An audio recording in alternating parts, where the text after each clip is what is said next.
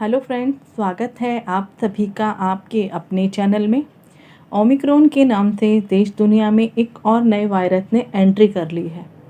जैसा इसका नाम है वैसा ही डर अब हर इंसान के मन में आ रहा है। क्या फिर से कोरोना वायरस की सेकेंड वेव के जैसे हालात बनेंगे? क्या फिर से मानव जाति में दहशत का माहौल बनेगा? क्या फिर से मृत्यु के आंकड़े बढ़ेंगे? ह्यूमन बीइंग होने के नाते हर इंसान के मन में ऐसे डर का होना स्वाभाविक है। जिन्होंने अपनों को खोया है उनसे पूछिए डर क्या होता है। जिन्होंने पिछली बार शारीरिक कष्ट सहा है उनसे पूछिए डर क्या होता है। हम सभी जानते हैं कि मृत्यु का कोई समय नहीं होता, कोई स्थान नहीं होता, लेकिन अपनी आंखों से हम सभी ने वो मंजर देखा है जो देश दुनिया में हुआ है। अकेले भारत में ही असंख्य मृत्यु का वो मंजर हम सभी ने देखा है। खैर, ईश्वर जानते हैं कि ये सब क्या और क्यों हो रहा है। हम सिर्फ ऐसे हालात को फेस करते हैं। एक एस्ट्रोलॉजर की नज़र से अगर हम बात करें तो बहुत सारी बातें हमें समझ में आती है। कुछ खगोलीय या फिर आकाशीय घटना इसके लिए कहीं ना कहीं इंडिकेशन देती है, जिसे समय पे समझना हम सभी के लिए बहुत ज़रूरी होता है।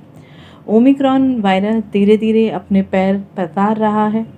ये अभी तक स्पष्ट नहीं हुआ है कि दूसरे वायरसों की तरह से ओमिक्रॉन भी अधिक ट्रांसमिसिबल है या नहीं है।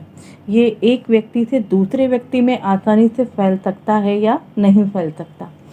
आगे क्या हालात रहेंगे उसे हम एस्ट्रोलॉजी से समझने की कोशिश करते हैं। जब भी कोई महत्वपूर्ण ग्रह में कोई भी मूवमेंट होता है तो देश दुनिया में भी हलचल होती है। अभी आप सभी लोगों ने देखा 19 नवंबर को चंद्र ग्रहण हुआ था। उसके बाद से ओमिक्रॉन के नाम से नए वायरस ने एंट्री ले ली। 20 नवंबर को देवगुरु बृहस्पति डायरेक्ट हुए थे।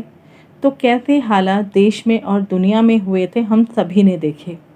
और अभी 4 दिसंबर को सूर्य ग्रहण होने वाला है और उसके बिल्कुल अगले ही दिन यानी कि 5 दिसंबर को मंगल का राशि परिवर्तन होगा, उसकी अपनी ही राशि वृश्चिक में, जो काफ़ी समय से कम्बस्ट चल रहे थे। पिछली वीडियोज़ में मैंने सूर्य ग्रहण के चार्ट से और मंगल के मूवमेंट के ऊपर मुंडेन एस्ट्रोलॉजी से डिस्कस किया था। आज इस वीडियो में हम मंगल के मूवमेंट पर फिर से डिस्कस करेंगे कि इतने टाइम कम्बस्ट रहने के बाद मंगल देव फ्री होकर अपनी ही वृश्चिक राशि में पावरफुल हो जाएंगे, तो देश के हालात, दुनिया के हालात कैसे रहेंगे। मंगल 5 दिसंबर को सुबह 5:05 पर अपनी राशि परिवर्तन करने जा रहे हैं। उस हिसाब से तुला लग्न उदय हो रहा है।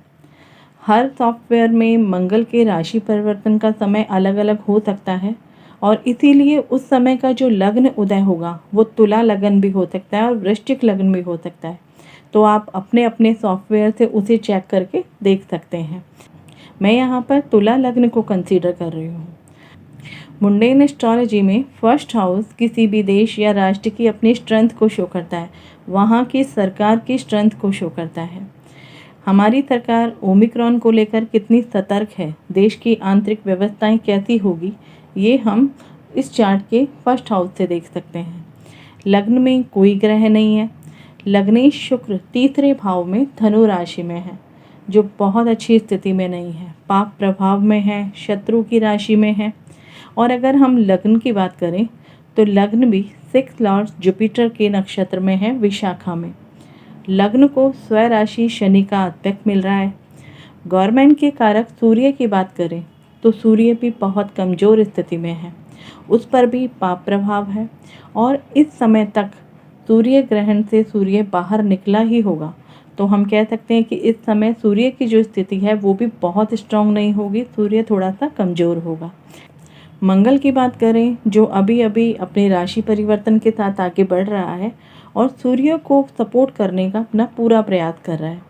इन सारे पैरामीटर्स को अगर आप देखें तो आप समझ सकते हैं कि कैसे हालात देश के हो सकते हैं। हमारी सरकार इस अंधेरे में रहेगी कि हमारे पास सभी तरह के संसाधन हैं कि ओमिक्रॉन से सावधान रहने के लिए और देश की सुरक्षा के लिए हमारे पास पूरे इंतज़ाम हैं। वैक्सीनेशन की बात करें तो सब कुछ सही है, यहाँ वो हालात नहीं होंगे जो सेकेंड वेव के समय हुए थे। ये सारी चीज़ें हमारी सरकार के दिमाग में या फिर उनके प्लानिंग में चल रही होगी।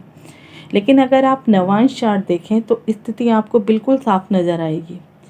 लग्नेश शुक्र, जो भारत की कुंडली का भी लग्नेश है, वो इस चार्ट में वर्गोत्तम है और अष्टम भाव में चला गया सूर्य के साथ। उसका डिस्पोजिटर, उसका भावेश जुपिटर देश की कुंडली की तरह तुला राशि में है 6 भाव में, और मंगल नीच का हो गया है 3rd हाउस में। और चंद्रमा की बात करें तो चंद्रमा भी लग्न चार्ट की तरह नवांश में भी राहु का इफेक्ट ले रहा है।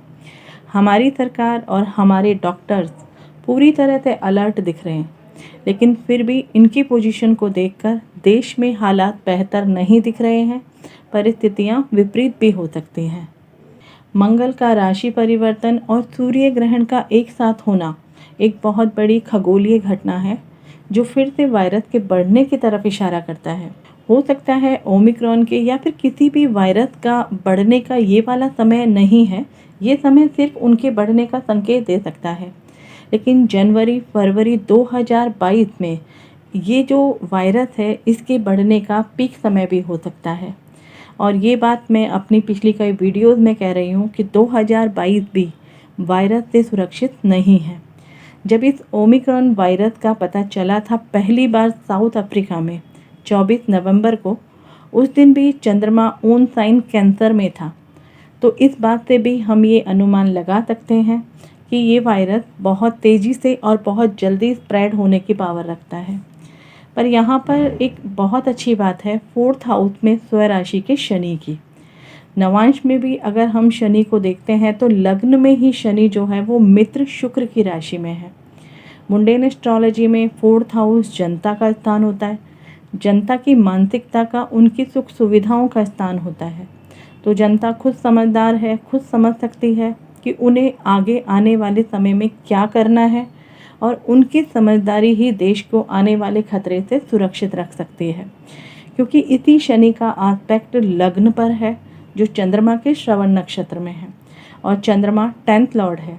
केवल जनता ही देश के हित में खुद की सुरक्षा में सपोर्ट कर सकती है। अभी इस चार्ट में बुध में शनि का पीरियड है।